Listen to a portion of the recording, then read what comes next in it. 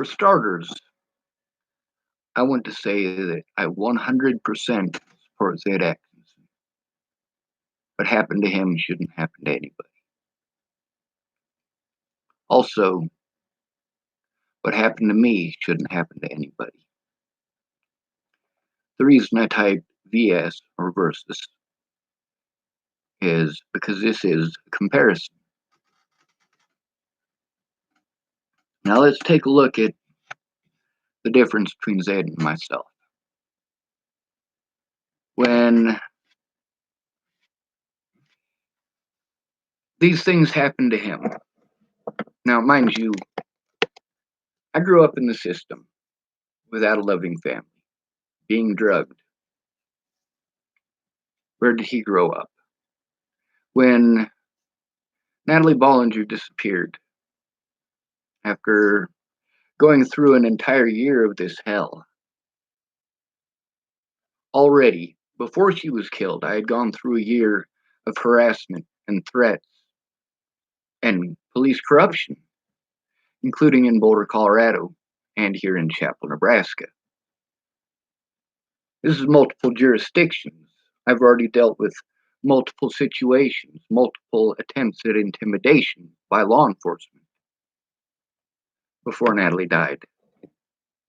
Zayd only had to deal with one situation. He was in a house, had his own place, was not kicked out of that place. He had support from Black Lives Matters. People were angry because this person, who was a college student, I never got to go to college. This guy who was a college student, who had a roof over his head, who was not made homeless because of this scenario. We're not the same. Apes together strong. I like to say that. I used to say do the right thing because it's the right thing to do, but sometimes you got to fight fire with fire. Now, when that happened to this young man, as well as two other individuals that Darren O'Connor was in contact with, I was attempting to help Darren O'Connor. And Darren O'Connor had promised to help me. Promised to help me the way that he helped these people. But he told me that he didn't have the time. He didn't have the time. He didn't have the time. And then after this happened to me, this happened to these other people, including Zayd. Now, I don't know if I'm pronouncing his name right because I've only read it.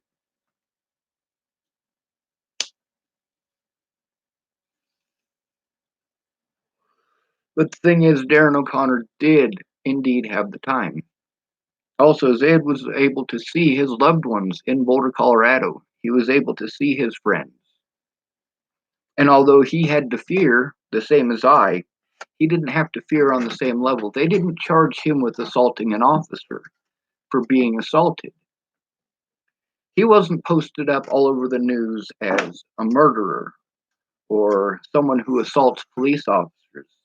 He didn't have that put on his arrest record. He was able to get the help that he needed. He had a safe roof over his head where he didn't have to depend on his former predators for help. Yes, what Lana Engeline did was predatory, and she had done it repeatedly. It was always over money. When she would hold my marijuana stash hostage to get me to do labor, she didn't have to hold my marijuana stash hostage. She could have just asked me for that help and I would have helped her. Many people have felt that they needed to manipulate me in order to get help. They didn't need to manipulate me, they just needed to ask for help. If you manipulate me for help, I don't want to help you. If you are lying to me to try to get my help, I don't want to help you. I probably will anyway if there's children involved.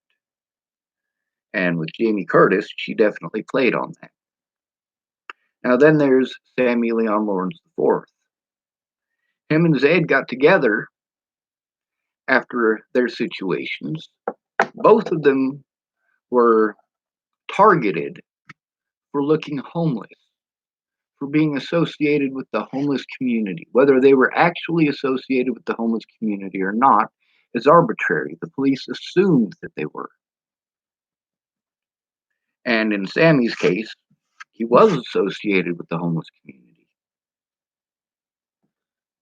But they were able to get together. These two victims of border police were able to get together. They didn't have to do it long distance like I did. While Sammy has brain issues and he expected me to understand that, I did. But he didn't want to understand mine. Now then, because Darren O'Connor is helping him, helping these men, but not helping me, it's a very different scenario. Now, Darren O'Connor didn't want to help me because why? Because he didn't want his name associated with mine with all of the slander that was running around because it could harm his professional career. And I get that. I also get that at the very beginning, he was afraid for his children. He was afraid that if he helped me out, then that reputation of trying to help me out would affect him and his children and their safety and his ability, especially with the custody battle that he explained with me, him and his ex fighting over their child, that could affect him. And I had to understand that. Now, with standing up for Zed and also for Samuel Leon Lawrence IV and also for Michelle Rodriguez, they were able to play it off like it was a race issue. It wasn't. Homeless people get treated worse than that every fucking day in Boulder, Colorado. They assault you and then charge you with assault.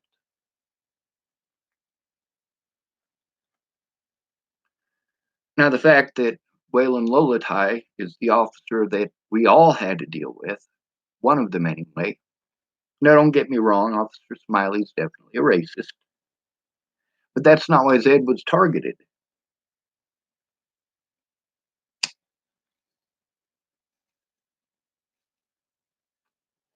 Well, he was allowed to stay in his place. And yes, he says that he is afraid to go out. He is traumatized by this situation, and it only happened to him once. I had to deal with this nationwide. He wasn't forced to live with drug addicts because they were the only people who were offering the help that he needed. He wasn't forced into that situation. His family didn't take a whole year to speak up about how fucked up the situation was. It didn't take them a full year to do something. My family didn't do shit. They just simply didn't care. But then again, my family are a bunch of addicts and child molesters, like Natalie Bollinger's family. Zayd wasn't accused of, well, he wasn't accused of murdering anyone. He wasn't accused of stalking anyone. He wasn't accused of raping or molesting someone. He wasn't made a target the way that I was. And that's not to say he wasn't targeted, it's to say he wasn't targeted on the same level. His landlord didn't use what happened to him as an excuse for stealing his money, for taking advantage of his disabilities prior to what happened to him. It's like poking someone with a stick, poking someone with a stick, poking someone with a stick. And then when they grab the stick and go like this with it, you say, see, he's violent. It was okay for me to poke him with a stick because see, he's violent. No, you had to push me to the point to posture. And that's the point of this. It's posturing. And I did that to try to get people to take a look. Not just for attention, but for the help that I needed. And in order to get that help, I needed to draw attention to this situation. I needed to get people to look at the truth. Now, those of you who looked at the messages between Tim Beeson and I, you notice I'm not threatening to harm him, he's threatening to harm me. And I'm begging him to actually do it.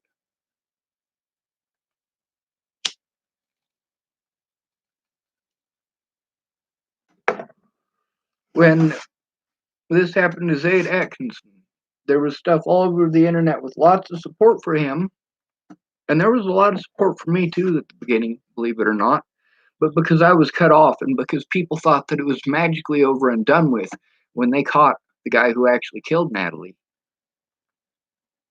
well, a lot of the support that I had went away because of the things that Candace Bondurant did. A lot of that support went away. I couldn't afford the help that I needed, and I couldn't sit down in a place like Zed could and organize everything that he needed to organize. I didn't have that help in person that he had in person. Now, Samuel Leon Lawrence typed to me that he had to do all sorts of stuff over the internet and so on and so forth, which is nice. But also, he had access to that. Zayd Atkinson had access to that. He didn't have to depend on going out into public to utilize those resources. He wasn't stuck in public having to talk about not just the abuse by the police, but all of the other factors that were involved, like Natalie's death, the false accusations, those false accusations that I was being harmed over. If he, as a black man especially, I will add that to it, I will allow that allowance that as a black man, if he was talking about rape or child molestation in public, oh yeah, he would definitely have to deal with a lot of the same issues as me, but also not on the same level because it wasn't all over the news the way that it was with Natalie's death. He got help from Dateline. He got help from a lot of different outlets based on the color of his skin. That is outright blatant racism right there. He must be more of a human being than I because I'm a white guy. I need to get to the back of the bus. Meanwhile, the media didn't do that for me. They did exactly the opposite. They tried to paint me as some sort of terrible fucking monster. And lots of people had to be afraid of being targeted, and they were targeted for trying to help me. The police in Boulder, Colorado, it wasn't just that very first time that the police separated me from the people who were trying to help me. They separated me repeatedly for a whole week. After Natalie died and I went to Boulder, the Boulder police separated me from the people who were trying to help me repeatedly, over and over again. And when I was trying to tell them about what was going on, they didn't care. In some cases, they used the jurisdictional excuse. I'm telling them about being assaulted in Boulder, Colorado, and they're using jurisdiction as an excuse. They're like, well, this is a Broomfield issue, not ours. How is it a Broomfield issue if I'm assaulted in your county? If I am being assaulted by the general public in your county, in your city, matter of fact, because it wasn't the Boulder County Sheriff's Office that I was talking to. It was the Boulder Police Department in every one of those cases until I was assaulted. I was assaulted in Boulder, in the city limits of Boulder, not outside of the city limits. Was it a race issue? Was it? Can you say that it's racism when a man who is browner than the people who he's assaulting, darker than the people who he is assaulting, is that really a race issue? Is it? One of the police officers who was treating me that way was skinny and bald and very black. Very, very black. Was he doing that to me because I'm white? No, he wasn't. Meanwhile, Darren O'Connor was going to help me, promised to help me, so on and so forth. And I was working together with him to help with the Zayd Atkinson situation, and the Sammy Leon Lawrence IV situation, and the Michelle Rodriguez situation. But he didn't help me, did he? He didn't keep his end of the bargain, did he?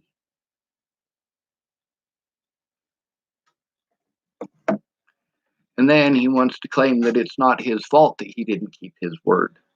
And when I speak out, he wants to pretend like I'm slandering his name. No, I recorded the conversations with him. He can call it slander all he wants, but the fact is, the proof is on this very YouTube, and he has tried to have it removed. Many of these people whose conversations that I recorded, they've tried to have it removed because they're the ones who were slandering. They're the ones who were lying, who were manipulating a disabled person who needed their help.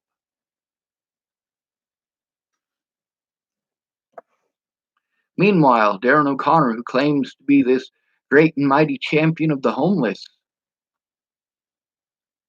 Michelle Rodriguez, not homeless.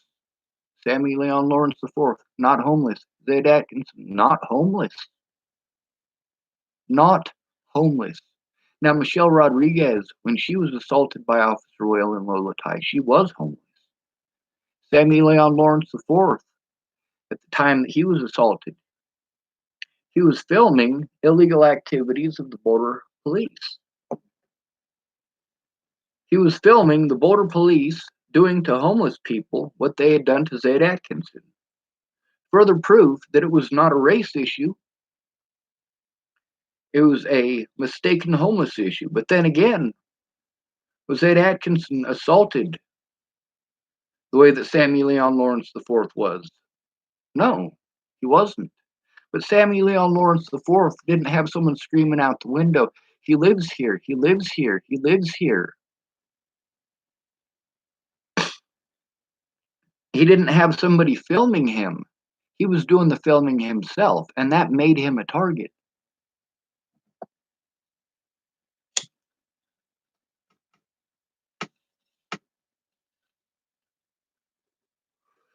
I'm not going to say that what the police did was right because these people disagree with me. I'm not going to pretend that what Waylon Lolotai did in that situation is okay. What Waylon Lolotai did in any of those situations was okay, because it wasn't. I'm not going to pretend that because Darren O'Connor and I have an issue because he's a lying piece of shit. I'm not going to pretend that that's Sammy Leon Lawrence IV's fault. I'm not going to pretend that it's Michelle Rodriguez's fault. I'm not going to pretend that it's Zayd Atkinson's fault. But the fact is, Sammy Leon Lawrence IV wanted to speak for Darren O'Connor when I already knew different. Michelle Rodriguez wanted to speak for Darren O'Connor when I already knew different. And because of the situation between me and Darren O'Connor, these people threw me away like I was trash. Sammy Leon Lawrence IV threw me away like I was trash. Michelle Rodriguez threw me away like I was trash. Now, they weren't the only victims. They weren't. There was also Betsy Prowell, who was also a victim of Boulder police brutality. And trying my best from a distance to work together with those people. Her father, David Prowell, had the same issues that I was having with needing to talk about it in person. But at the same time, he was in Boulder, Colorado, and could be in Boulder, Colorado without having to be assaulted by not just the police, but also by the public and also by the homeless. While these people are allowed to be traumatized and you feel sorry for them, I have 1,000 more reasons to be traumatized than them. It wasn't just one situation with me because I was charged with assaulting a police officer. And they always put that weapon thing. If you'll notice, they did that in all of these cases. They did it in Sammy's case. They did it in Zayd's case. They did it in my case. With Zayd, it was because he had a grabber for picking up garbage. With Sammy's case, it's because he had a walking stick. In my case, I had no weapon. No weapon at all. I did not have a weapon at all. What was I going to use as a weapon? But they put that down on my paperwork anyway.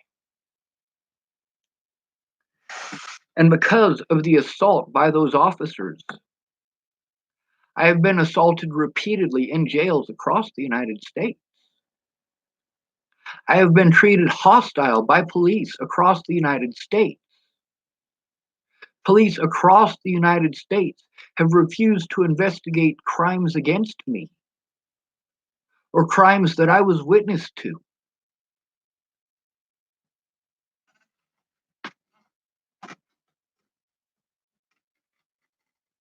It'd be nice if there was a pause button on here.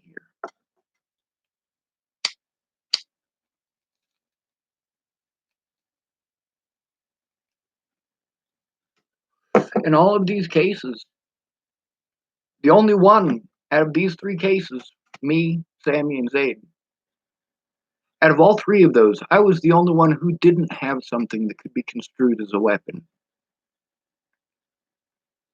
The only one.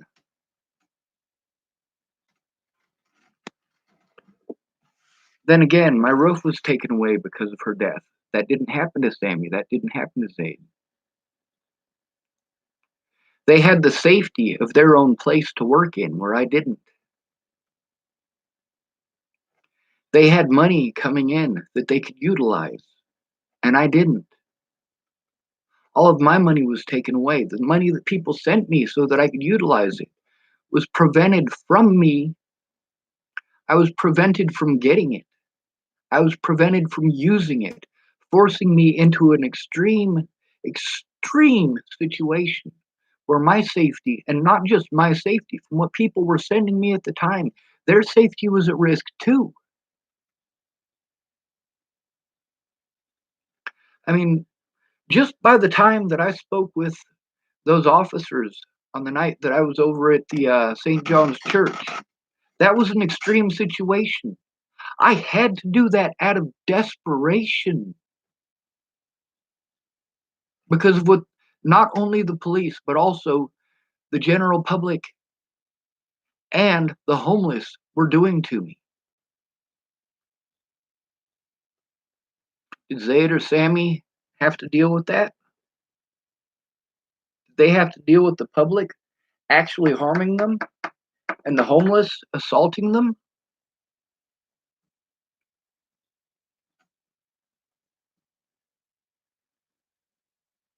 Yeah, the police tried to cover it up at first, but you know what? The border police had to make a decision. All right, we can either, well, let it be known that we screwed up big and treated this guy like a homeless person, in which case they would be admitting that they treat homeless people like that, or they could make it out to be a race issue and sacrifice one cop and just pay $125,000 and it's okay. Imagine if they had admitted that they targeted him because they thought he was homeless. Imagine that. Now people are looking at Boulder and going, holy shit, that's the way they treat the homeless? Holy fucking shit. But then again, that is not how they treat the homeless. That Atkinson got treated so much better than if he was homeless. If he'd have been homeless, if he hadn't had that person screaming out the door, holding the camera, saying he lives here, they would have fucking creamed his ass to the cement, charged him with assault against a police officer, claimed that he tried to bite them like they did with me. Now, if they hadn't dropped the charges in Boulder County against me, I could have shown all of these things in court. They wouldn't be allowed to throw away or destroy the evidence after a certain period of time.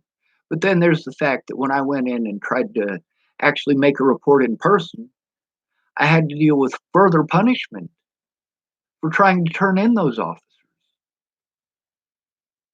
I'm not allowed to be afraid of things that are actually happening. But you guys can punish me because you're afraid of things that I would not do. By the time that I actually went and broke the law to try to force an outside agency to take a look, I'd already gone to multiple agencies, including the FBI, to try to get them to take a look. And I was threatened, harassed, and intimidated out of it because I was by myself in every one of those situations. Every single one. I had to go in by myself into a place where I had to deal with hostile officers and their friends.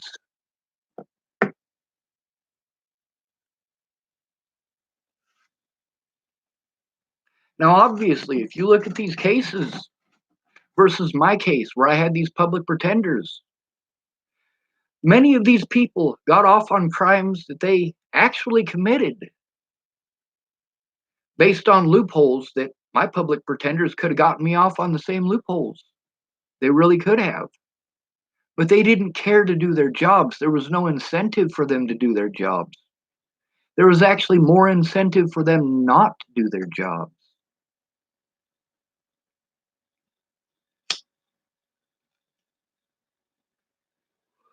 And then there's the officers manipulating the courts in order to prevent evidence of their wrongdoing from going to court.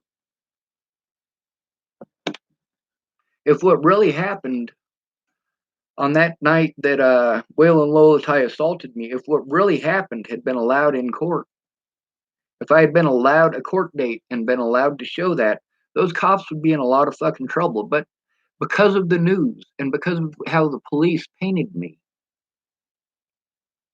the public hated me from the start.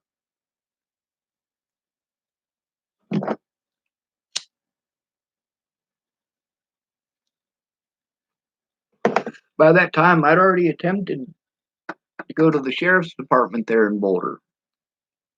I'd already attempted to go to the sheriff's department in Haxton, Colorado. I had attempted to go to the police in Broomfield and the police in Boulder and the sheriff's department here in Chapel, Nebraska. I'd attempted to go to the state patrol in Colorado and here in Nebraska. By the time I had to break the law, I'd already gone to at least 20 different law enforcement agencies. Because you got to figure that we're talking about at least 13 different jurisdictions by that point. 13 different jurisdictions. And each one of those jurisdictions, there are people who cross cover. Because there's the police department, and you also got to look at the different police departments even within a given area. Some of the shit that I had to deal with was on Boulder campus.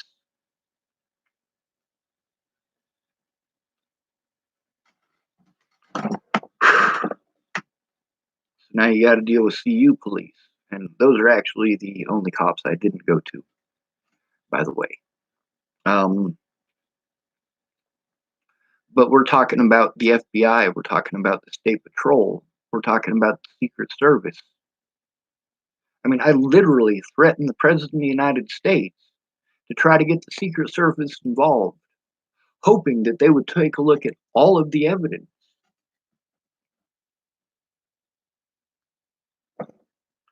But a homeless person whose family doesn't fucking care because they're a bunch of junkies and fucking addicts, well, that's a different fucking story altogether now, isn't it? Jesus fucking goddamn Christ. I hope that offends your sensitive ears, you who want to pretend like you're Christian and I'm some sort of terrible person for cursing, while you judge and pass judgment that gets people killed, and in some of your cases, taking part in murder and child molestation and rape, including officers. Now, let me tell you something.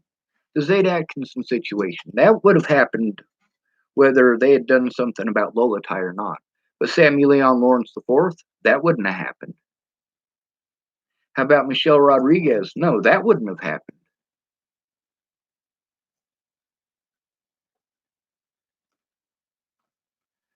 Now, they utilized the mental health facilities in order to justify the fact that they wouldn't do their jobs. We don't have to do our jobs. He's mentally ill. We don't have to take a report from him. He's mentally ill. By that same reasoning, it must be okay. Now, I know some of you are going to try to take this as if I'm saying that it's actually okay. I'm not. I'm saying it as satire. I am saying it as what? I want you to repeat that word, satire. If a woman is raped or a little boy is raped and he tries to make a report, and let's say either one of them are, well, let's say they're bipolar. Let's say they've been diagnosed with bipolar disorder. And they've already made repeated attempts to get the police to listen, and the police just won't listen. They don't care. They don't care that you were raped. It must be okay that you were raped because you're bipolar. Is that what you're saying?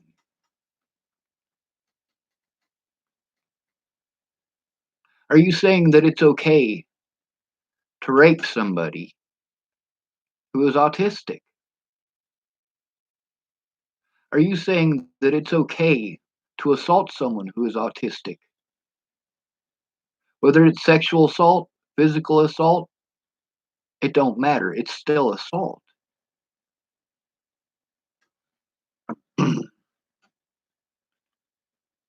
I am extremely overwhelmed right now, and I am doing my best to maintain a calm, collective voice.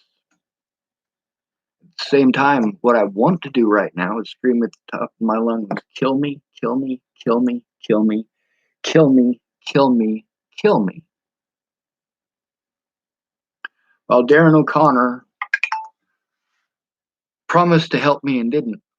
While Darren O'Connor pretended like he was going to help me. And while I actually helped him with these cases, with these situations, he didn't even bring me up.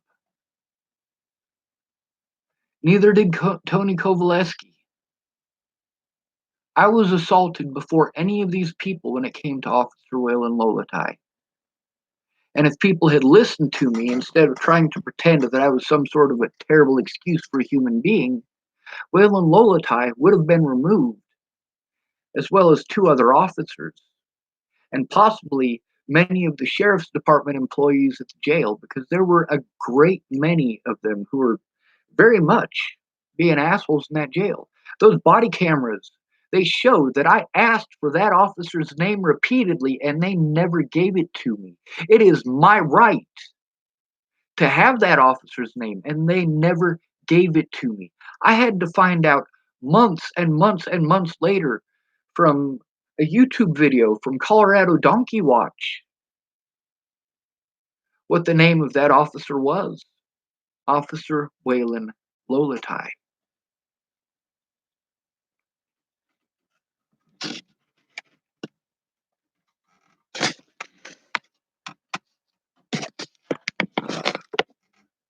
Well, I did grab a whole bunch of cigarette butts to put into my pipe here so I can smoke them, and I've been trying to find them, but here's one.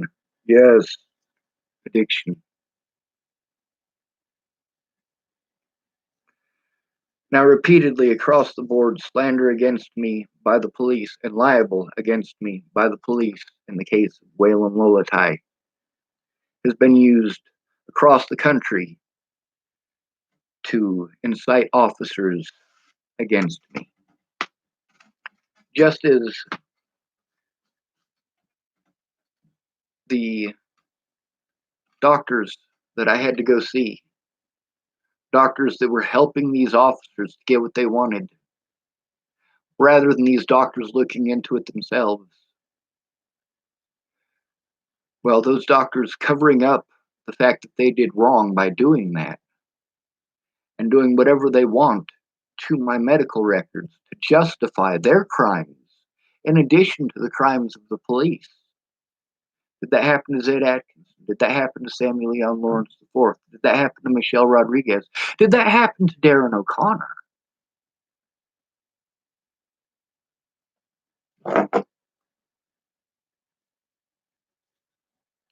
Did that happen to Betsy Prowl.